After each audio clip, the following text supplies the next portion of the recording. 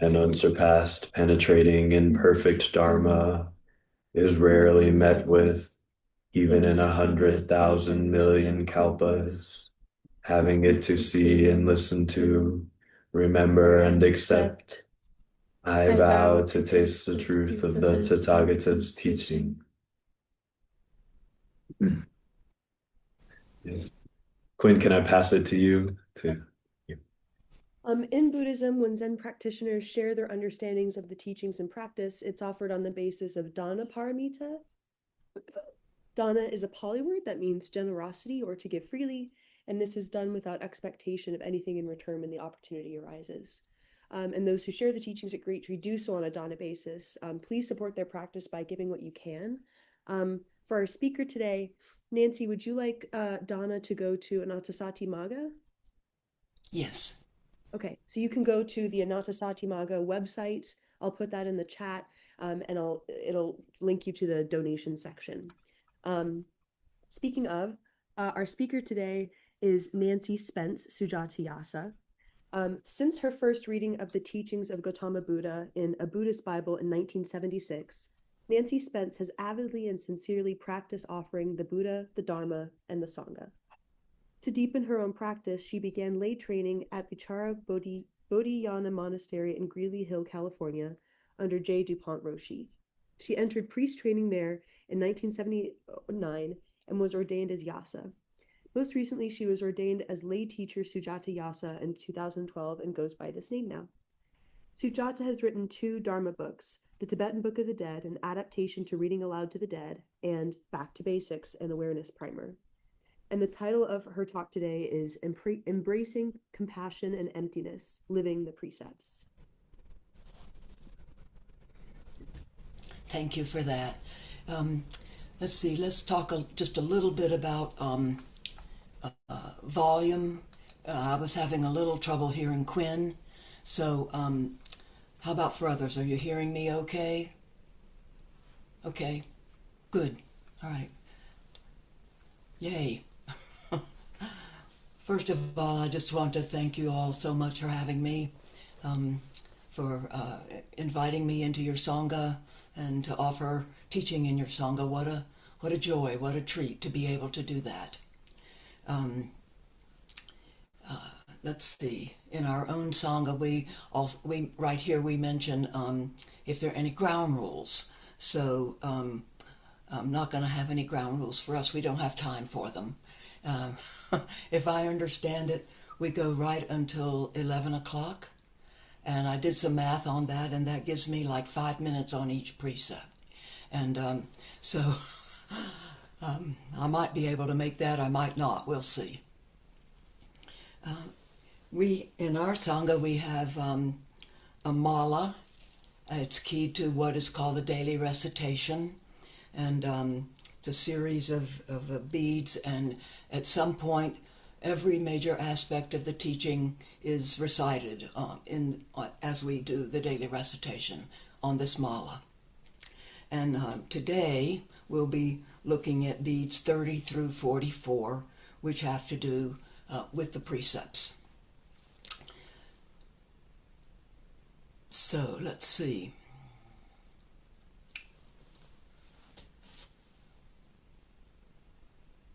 I don't know if how you run yourselves generally on these mornings, but if you have a question,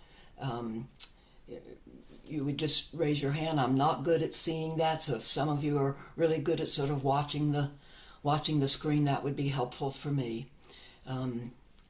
So you could let me know if someone has a question, if you have a question in particular.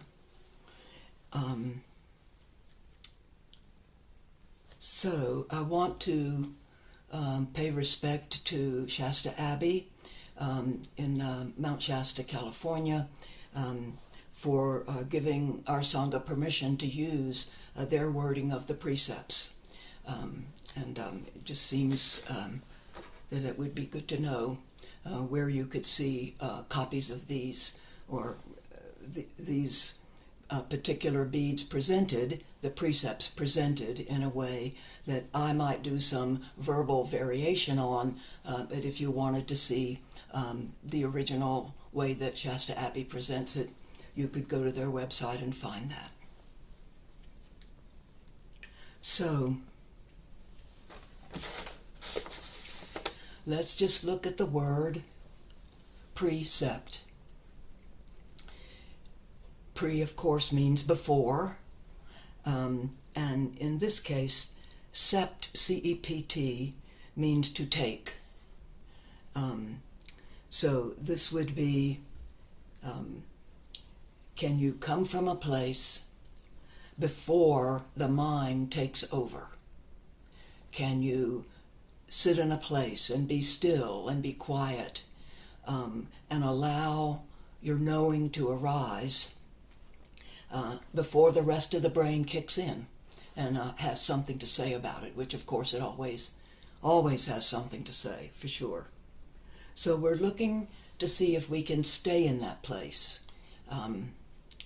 It's a practice. We all know it's a practice and something we have to keep working on, paying attention to, knowing how we get in our own way, and knowing in particular our own mind, and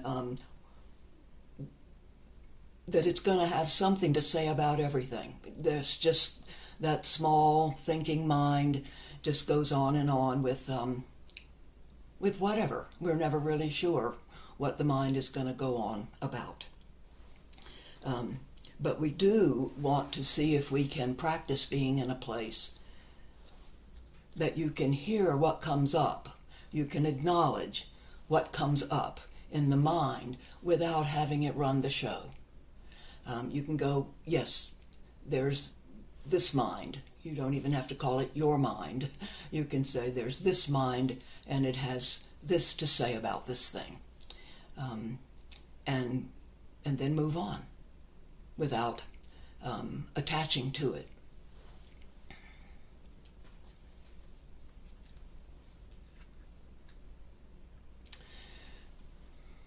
We also call this place of knowing, wide open knowing, we call it a place of spontaneous action where there's no karma. In other words, there would be no result of what came up and what passed in the mind. No holding on, no making up a story about it, no, well, I better do so-and-so. In other words, no driving yourself to behave in a particular way. Just, oh, that came up in the mind, let it go. The precepts that we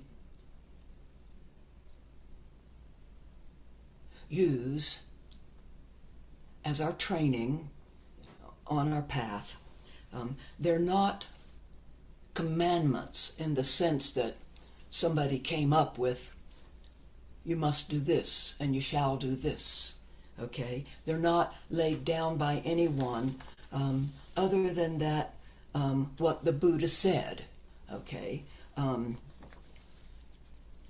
He said, and these words, you've seen these many times and often it's referred to that the Buddha offered this as a part of our how to train. Do not do anything harmful. Do only what is good. Purify and train your own mind. This is the teaching of the Buddha. This is the path to awakening or to waking up. And these words have been made into what are called the 3 pure precepts. And in our Sangha we word them this way: cease from harm, do good only, purify and train the mind. And this is a place I have to admit that I didn't put enough effort into getting how Great Tree words those 3 precepts. So I don't have a comparison to make there for you, but they've got to be something similar. Everybody has something similar when they go back to the basic Buddhist teaching to put these into words to use in their Sangha or their temple. Okay. So, as I said, the Buddha's words have been made into the 3 pure precepts, and actions that derive from the precepts, those actions are kind, they are unselfish, and they are virtuous. And these actions have 3 purposes, just like they say. They help others, they help us, the doer of the action, to accumulate virtuous merit, which moves us along the path. And they are expressions of wisdom and enlightenment itself. These 3 pure precepts are expressions. That's so amazing to take that in. That when we cease from harm, when we do good, when we work to purify and train our mind, we are enlightened. In those moments we are enlightened, we are awake. And it's a place I would like for you to be tender with yourself, to appreciate yourself and your training and your practice and what you've done, that you are able to be kind and unselfish and virtuous. The Dharma says that when you realize that, not only does a smile show up on your face, but great joy comes up. That you already do enlightened actions in your life. And you often don't realize it.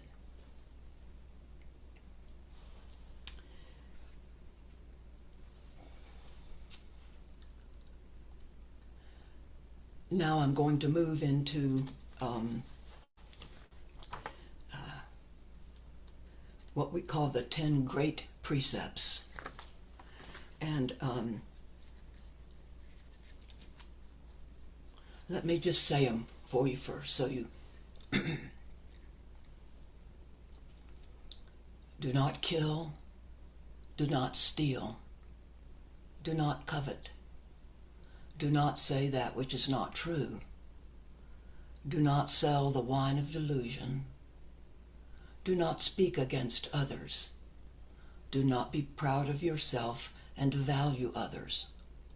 Do not be mean in giving either dharma or wealth. Do not be angry. Do not defame the 3 treasures. So we'll look at each one of these. But I do want you to realize that the precepts are where the teaching of karma is present. Karma meaning cause and effect on a moral and or ethical plane. Because when we behave in ways that we behave, there are results of that.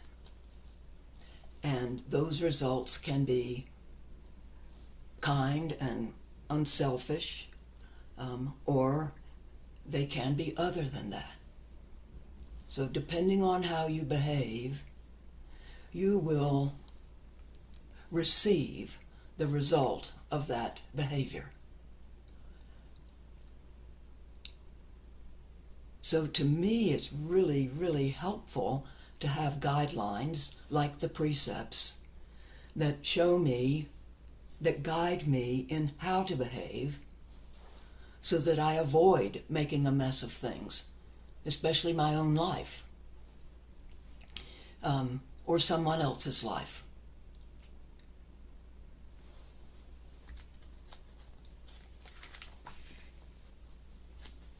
I'll stop right there just for a moment and see anybody has any question they want to, or just offering that they want to say. Okay, I'm looking for hands.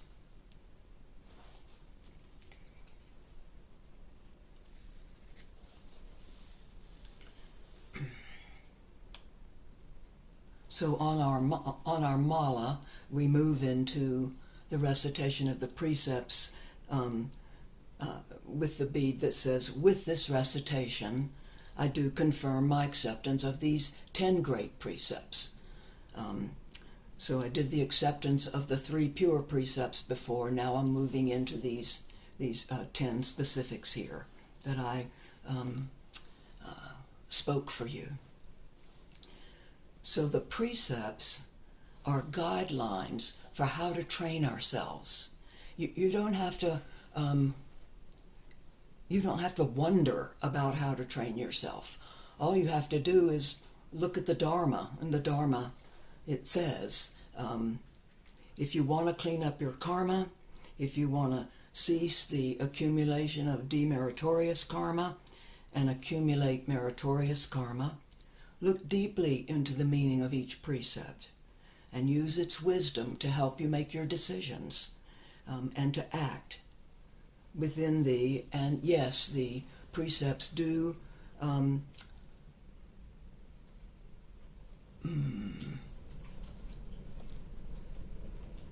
cause us to restrain and to refrain from things. So there are things that the precepts are asking us to stop doing, and to, sometimes just not doing the thing is the important part of using the precept as a guideline. Just don't do that thing, and that's a big help right there. And if you're unsure of how to behave anywhere, what does the precept, do any of the precepts offer you about that? Just don't do the thing often is the best way to use the precepts.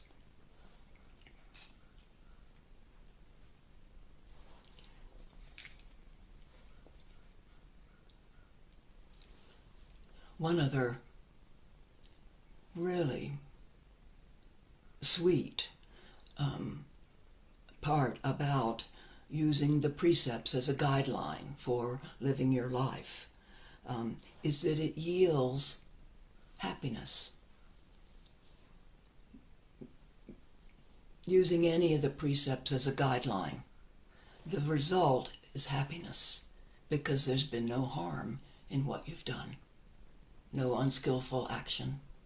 So, just a joyful heart. So, the first 10 great precepts, the way that we use it in our Sangha, the way we recite it in our Sangha, just says, do not kill. And boy, does this bring up stuff for us to look at. How do we take that bug out of the house without doing any harm? I know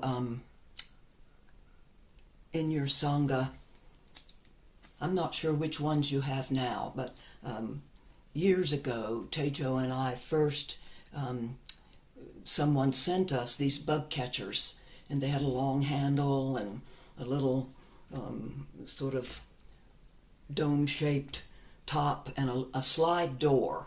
So you could slide the door open and put the little thing over the bug and then gently shut it, close it, to enclose the bug, but being careful, of course, not to hurt its wings or its legs or whatever tender spot is sort of there in the way. And then other people began to make them that were a little more efficient. I just don't know which ones you have now, but I know out there at Great Tree there's some bug catchers somewhere. Now, killing yields demeritorious karma that manifests this way: a short life.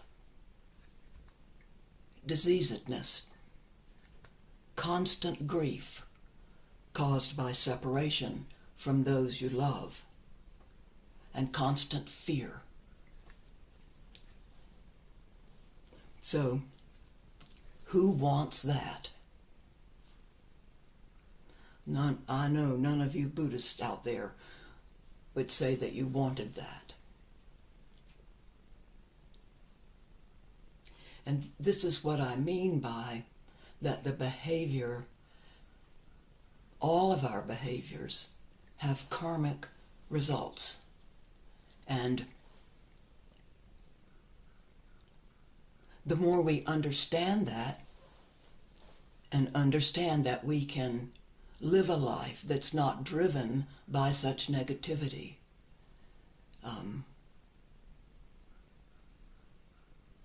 it becomes simple to take the precepts. It becomes easy because they make our life so much easier, so much freer, so much more tender.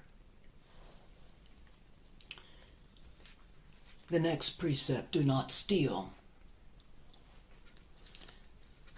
The karma of stealing is poverty,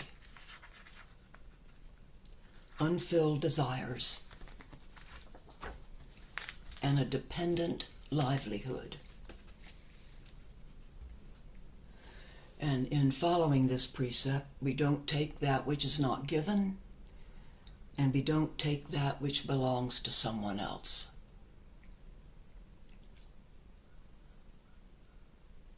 Generosity yields wealth.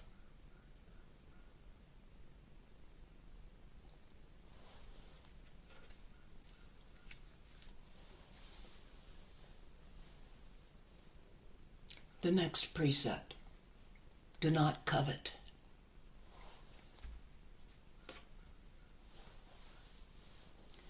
Coveting, and this includes unchaste behavior.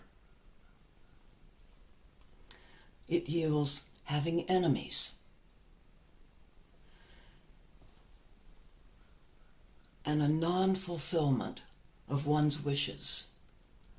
So a life of dissatisfaction would come from coveting. And this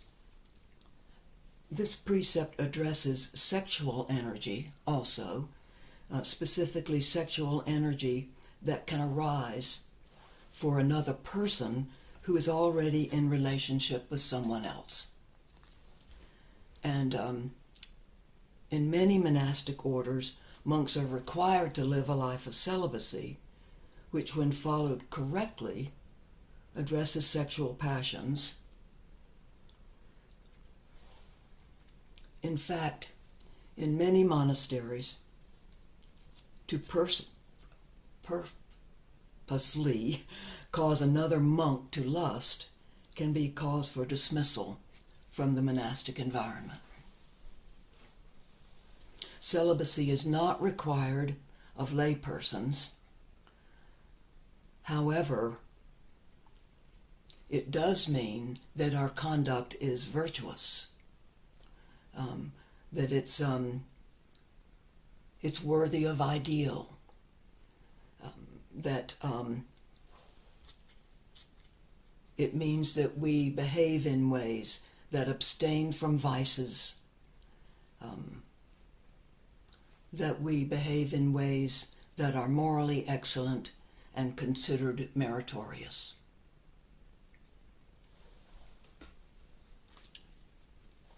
The opposite of covetousness is charity. We make offerings although we ourselves get nothing in return.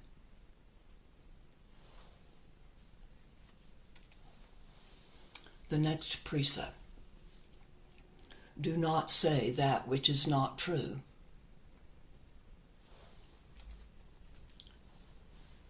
Again, the Dharma begins with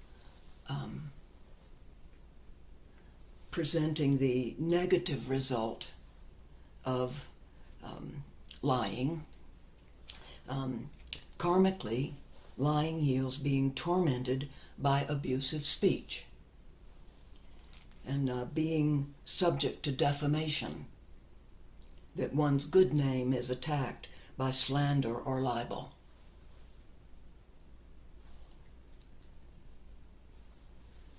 Karmically, saying that which is not true also causes one to lack credibility. And this one always gets me. Another karmic result of lying is a stinking mouth. It's there. I'm putting it out there. That's what the teaching says. Okay? Well, the Dharma doesn't pull any punches. I just say that for us. When I was at Vichara, which is the first place that I was, the first training where I was presented with the precepts, and the Vichara Roshi worded this one this way: not to tell lies or practice believing the fantasies of authority. So, not just that we don't tell lies, but that we don't believe fantasies, other people's fantasies, and our own. We don't believe our own wonderful little stories that we make up. We recognize them as fantasies.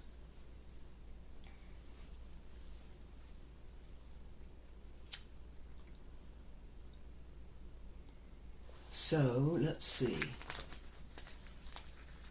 Do not kill, do not steal, do not covet. Don't say that which is not true. Do not sell the wine of delusion. This precept directs us to refrain from deluding others or ourselves. It can point us in directions of abstaining from things that cloud the mind: alcohol, drugs.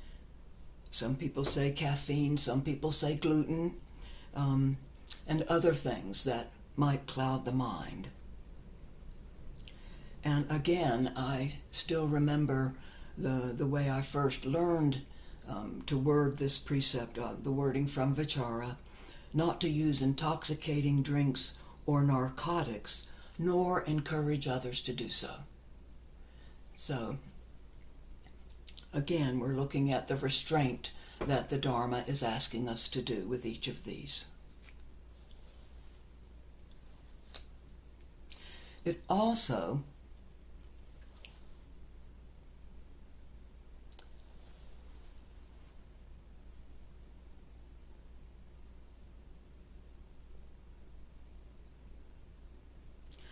I look at the precept itself: do not sell the wine of delusion.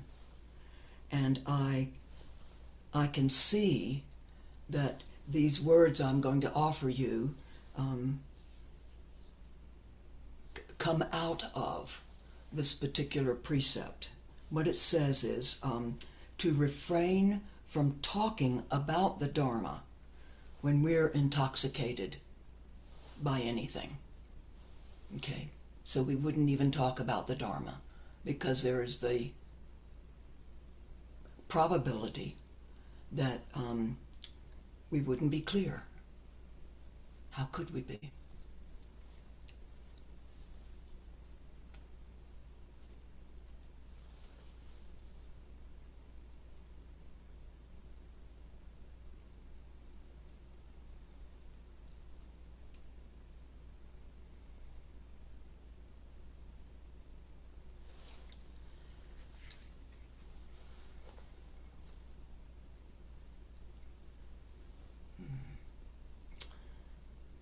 The next precept: do not speak against others.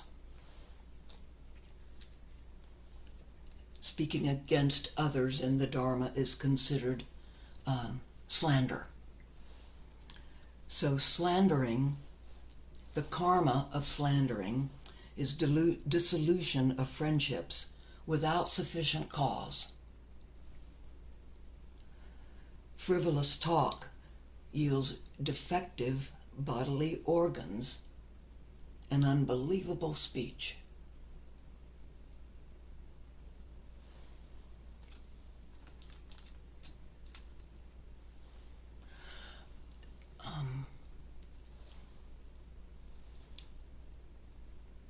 Let me just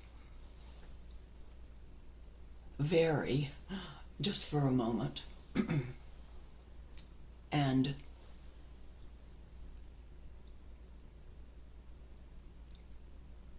offer us all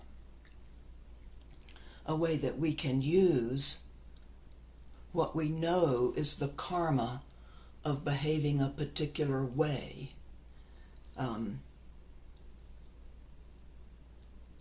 as a part of our inquiry, our self-inquiry. If you have in your life had a friendship that dissolved without sufficient cause, somewhere in your past you have slandered. That's how we use what we know are the negative results of offending the precepts, to look at our own self and what we need to clean up karmically.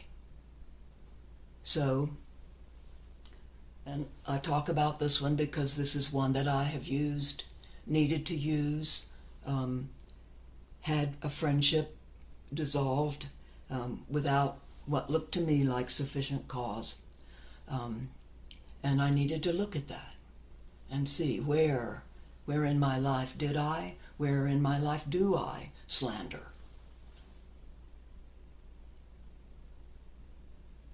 And clean that up. Whether I needed to resolve something just within myself or with someone else, that part didn't matter. I would know what to do once I began to own that I needed to look at how did I slander in my life, or how do I, and do I now still?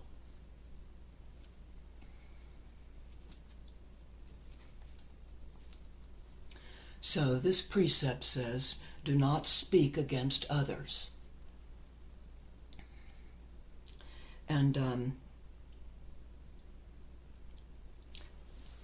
here is a little experiment you can use. And that's not just to refrain from speaking against anyone else, but not to speak about anyone who is not in your presence. Not to bring it up at all. Not to bring them up. Not to bring your view. Not to bring your opinion. Not to bring your experience. Nothing if the person isn't there. It's a great practice, by the way. It is a great practice to do. And so you might write it down on a little piece of paper, carry it with you in your pocket. You're out in the world, pull it out and look at it. Let yourself train that way, using that one.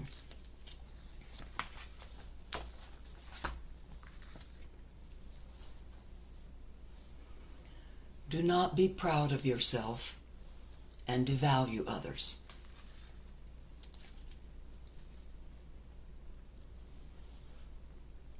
Harsh speech, speech that devalues others, yields being hated by others, even though you may be blameless for why you are detested or hated by someone.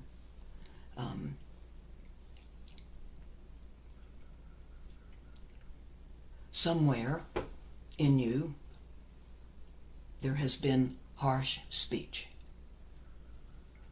and a harsh voice.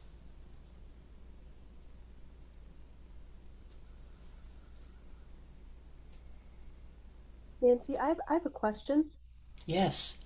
I think it might have been about the previous precept or this one. I'm not exactly sure, but you were sort of saying that if there's a relationship in your life that has gone awry for whatever reason, that you have slandered at some point. You have what?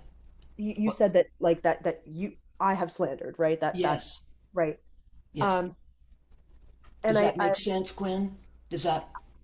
well, I think I'm having a hard time understanding that in the I'm thinking about examples of relationships in my life where this has happened. And sometimes it's clear when I have slandered, but sometimes it's not clear. Sometimes it almost feels like um in relationships there's more than one person, right? There's more than one opportunity for slander to happen. And sometimes it feels like it can go both ways, and sometimes it feels like it doesn't go both ways, right? Um, so although I try to learn from those relationships that have gone awry, sometimes it's hard to know when I can identify what I have done to slander. I don't know if you have any thoughts about that. I think you're correct. Sometimes it's hard to know, and if just how you participated, it can be hard to know. Would it work to be able to say, I did something there?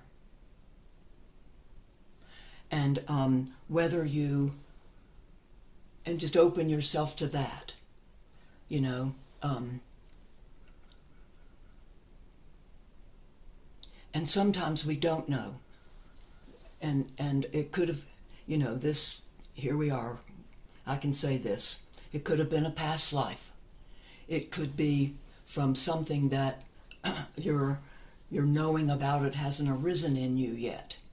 And so you can just say, I have some little issue here with what da da da, and I open myself to knowing what that is.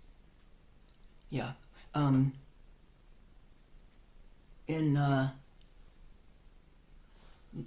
Narada Tera's book, A Manual of Buddhism, it's very, very small, but very, very powerful little book. He talks about demeritorious action and what it might come from, much more than I'm doing this morning. So I would, recommend that you find that little book. I bet it's in the library there at Great Tree. And so let's see. Thank you. And if it is not something you've done, something that you haven't initiated, can you, and I might have mentioned this, but can you just know that you participated some way and just be willing to let that go, whatever form that is? We don't always know. Your question is great because we don't always know how we have participated in something.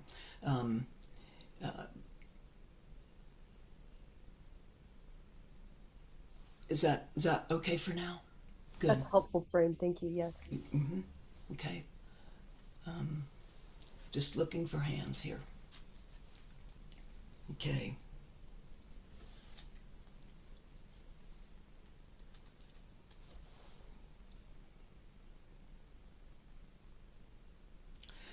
The Dharma does say that rejoicing in others' merit, rejoicing in their well-being, rejoicing in the goodness that comes to others, rejoicing in that for them yields merit wherever you are reborn. Wherever. It's the good karma part and how it would show up in your life. It could be this life, it could be another.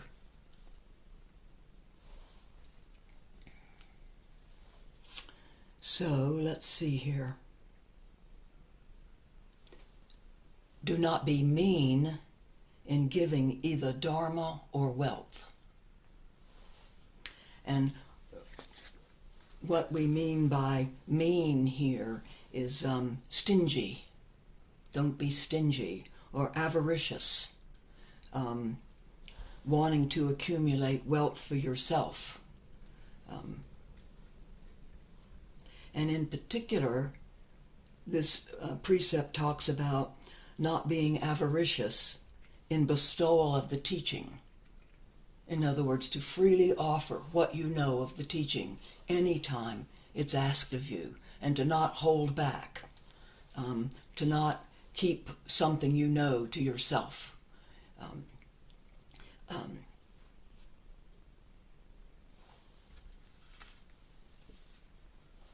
And the Dharma says that coveting, or long word, covetousness, yields non-fulfillment of one's wishes.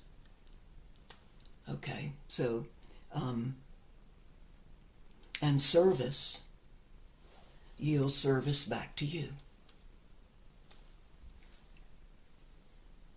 And transferring merit yields abundance in future lives.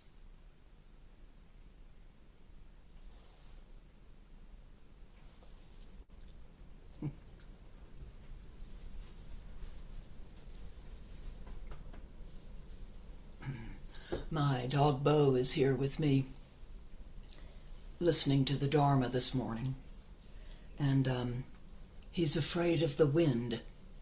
So all night long and much of today, he will be sort of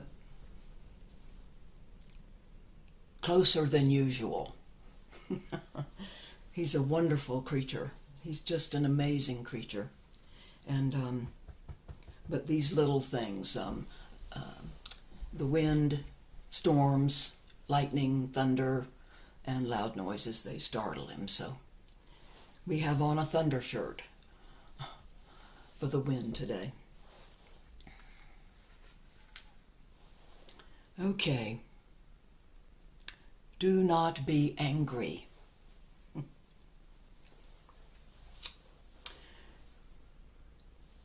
I always want to clarify that this precept doesn't say don't feel anger. It says don't be it, in the sense of owning it and letting it drive your behavior. Don't be it. And I like the word be there because it reminds me of a bee, when a bee gets angry, and how consumed it is with its anger. And that's what the Dharma is asking us, please, not to do that. Okay? And why anger? Why is anger pulled out of all the emotions that we humans can feel? Why is anger pulled out? And it says, don't be angry. Why doesn't it say, don't be guilty? Because when anger arises within us, it grasps us. It grasps our attention, and it ends up being in control.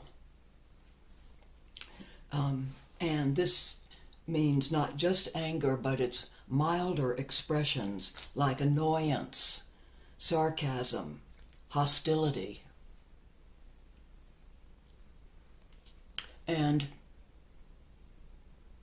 well, you just have to look at your own life and see if this is so. But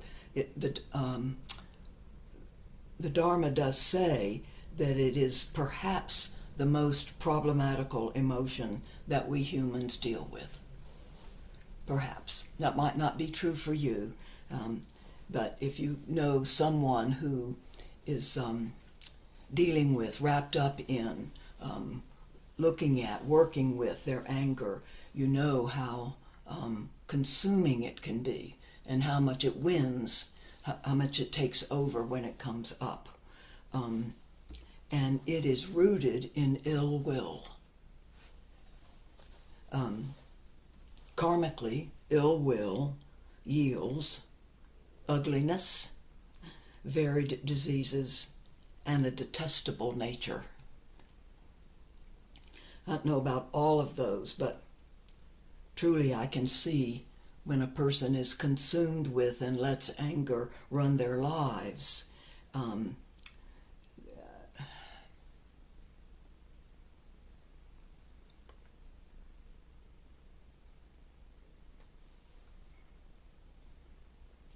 well, it just doesn't make for a pretty picture.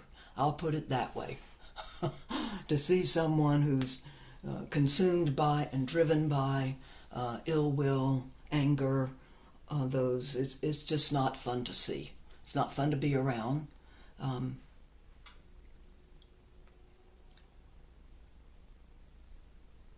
but I will just say I'm very fortunate in my life this time around that anger so far has not been. Someone else's anger can be problematic for me, but I haven't been run by it on my own. So that I'm grateful for that. For whoever did all that work, somebody did a lot of work.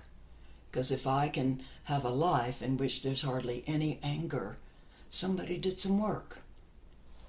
You get that? Yeah. And the last one, do not defame the three treasures.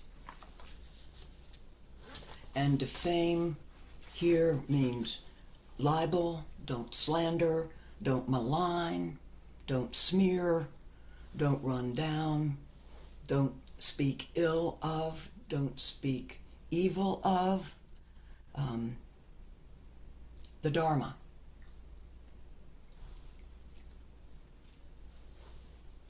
And this would also include not defaming other spiritual practices and religions.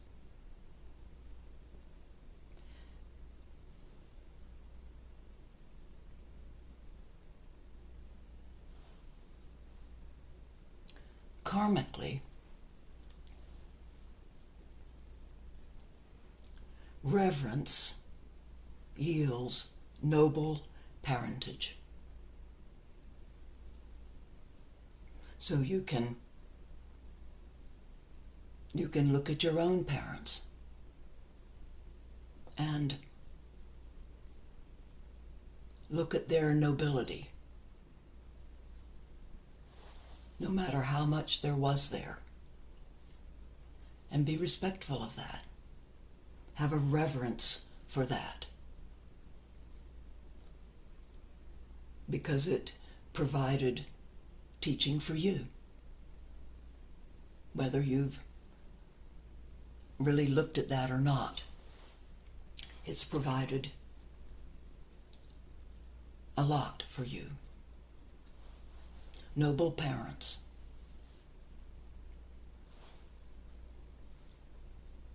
And then we finish sections of our recitation with this. It's called a marker bead. It says, "In this way I do most deeply vow to train the self."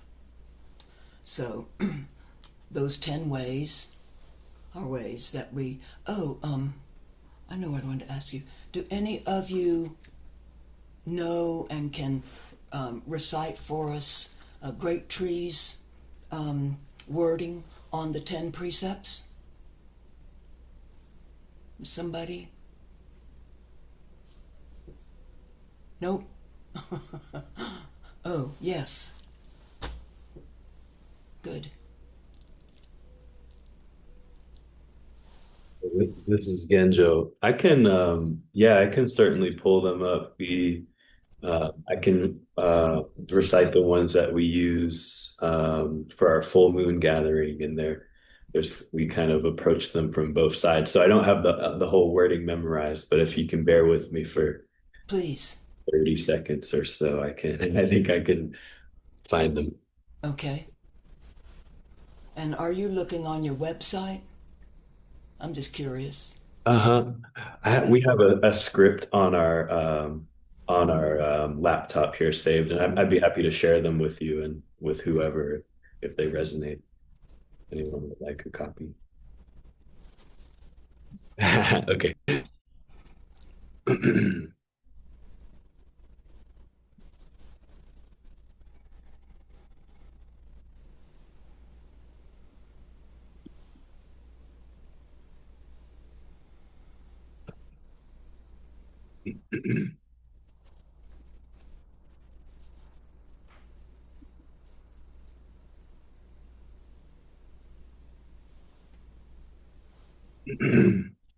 So, yeah, the 10 grave prohibitory precepts are kind of the title we use.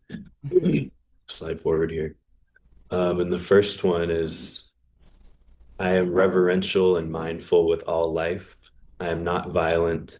I do not willfully kill. Life is not killing, is facilitating the development of the Buddha seed and succeeding to the wisdom of life of Buddhas.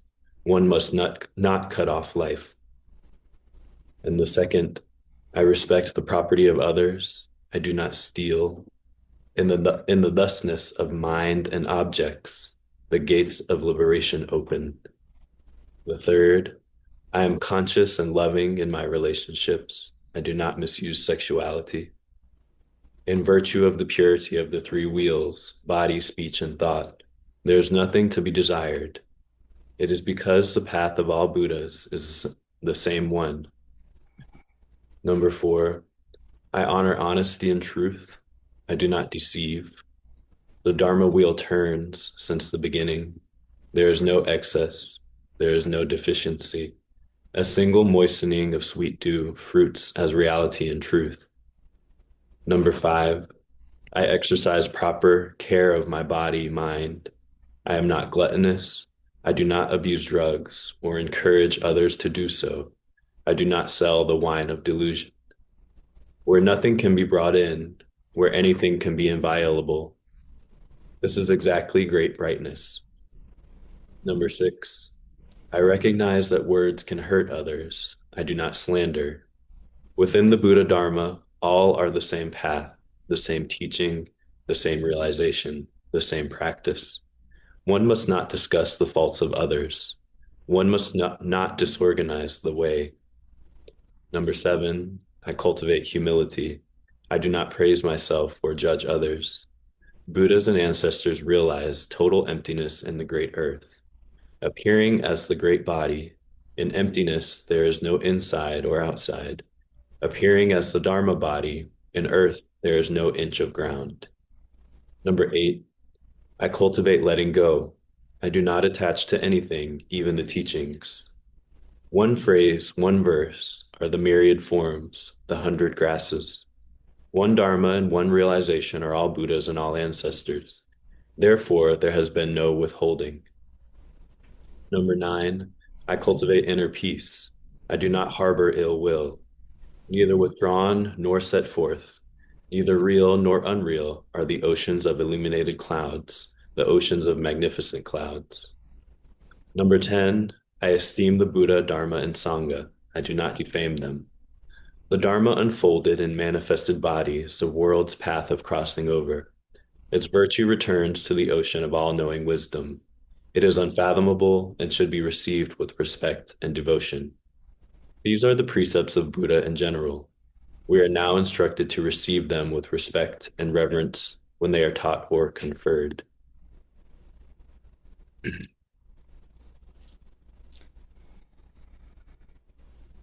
Thank you so much for finding that. And yes, I would love to have those words in my hands. A little coveting there on my part. We're happy to share. Yeah, I'll send you the full Thank you. full moon gathering script, and it's got uh, some teachings and wordings from different lineages and traditions in there. All right. Okay. Let me just yeah. Deborah, did you want to ask a question? Yes. I did. I want to talk a little bit deeper about not talking about others when they're not in the room. Um, I have a plan to talk to someone, actually, it's a Zen priest friend, about a Sangha member because I'm considering letting her move into my apartment. And I have a tendency to let women who need to have a place to stay move into my apartment. And so it's I don't want to say anything bad about her, but I have sometimes gotten myself in trouble with a certain openness.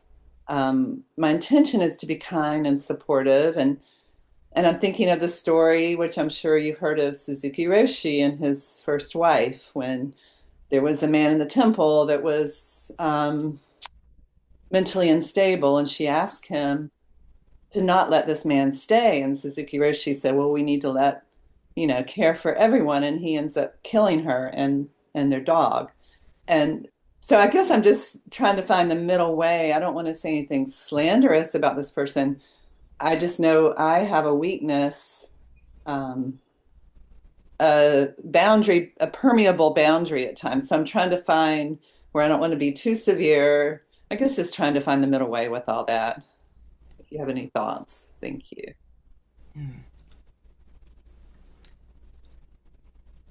I think the last thing that you were saying there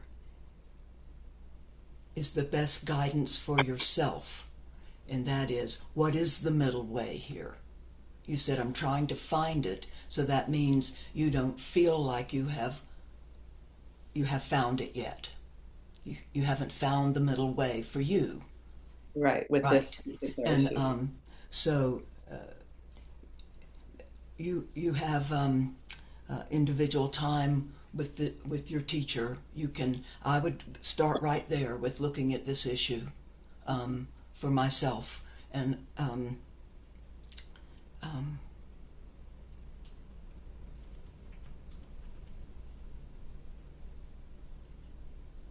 and be okay with some part of you that knows that it might not be healthy. It's okay to know that. Okay, it's okay to know that. I'm not saying this one is. I'm just saying that in whatever dynamic you might have with someone, it's a spam call coming in. Sorry.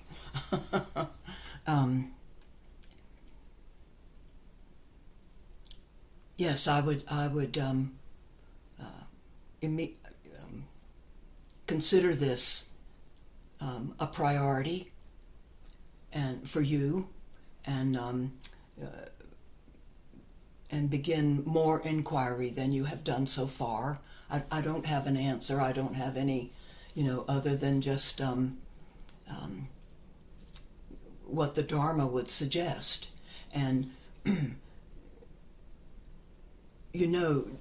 Deborah, it's when it says don't talk about someone who's not there, it's talking about idle chatter.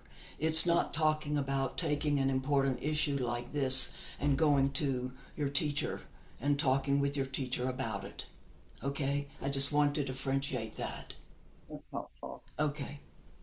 And I was thinking too, talking about in a way of figuring out my own boundaries and my own issue with it versus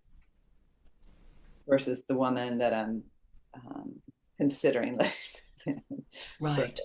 May I share a thought there? Yes. And that's because I'm a critic by profession, and it's a difficult one to think about. And I think about this as when we see the other person as less than, as disconnected from us, I feel that's breaking the spirit of the precept. It's when we see a divide between self and other. But I try then to think about the actions. I think there's a real difference when we criticize a person versus taking stock of their actions and how those actions have effects. And I think the real difference there for me is when I allow myself to characterize the person according to those actions, even some terrible actions, it's a division.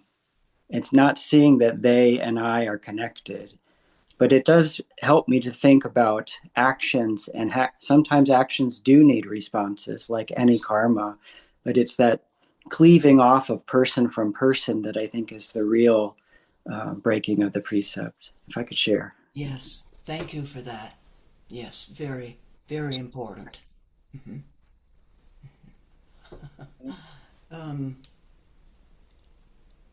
There's a little hand. Is Linda?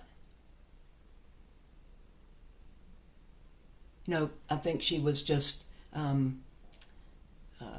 feeling a unity with what you were offering there.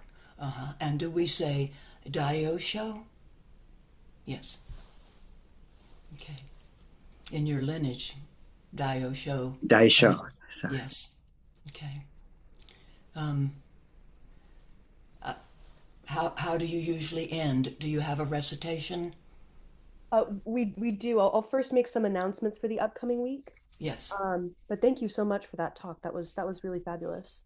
Um, so part of the reason why we've invited Sujata here is uh, every 2 years, Great Tree offers the precepts, so you may receive the precepts in a formal ceremony. So it happens only every 2 years. So if you want to do it this year, or else you got to wait 2 years. I learned that 2 years ago.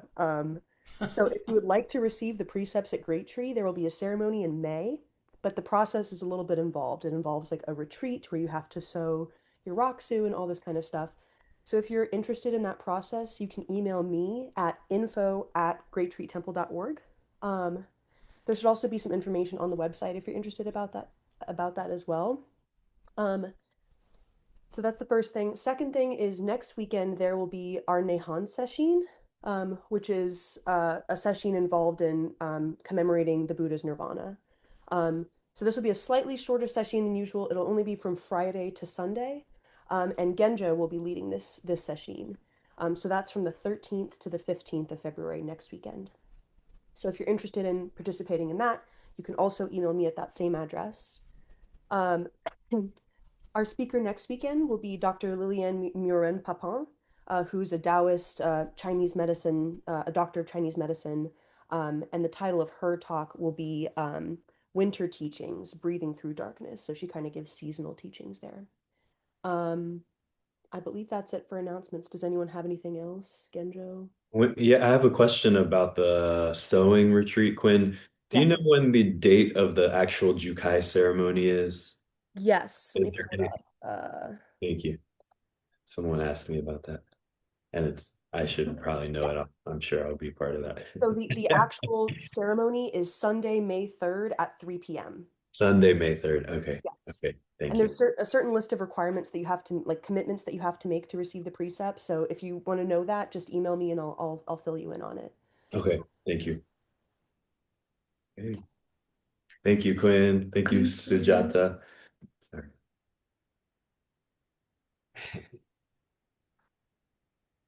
Do you want to give back the merit, Genjo? Yes, yes. This is a call and response. May the merit of this practice May the merit of this practice benefit all beings benefit all beings and bring peace. and bring peace.